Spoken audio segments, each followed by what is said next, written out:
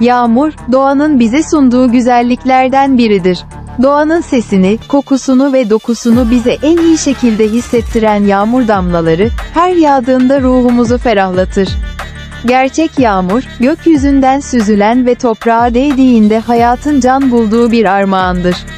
Ancak bazen gerçek yağmur yağmayabilir veya yağmurun mistik bir havası yaratmak isteyebiliriz. İşte bu noktada yapay yağmur devreye girer. Yapay yağmur, özel efektler ve teknoloji kullanılarak oluşturulan bir görsel şölen sunar.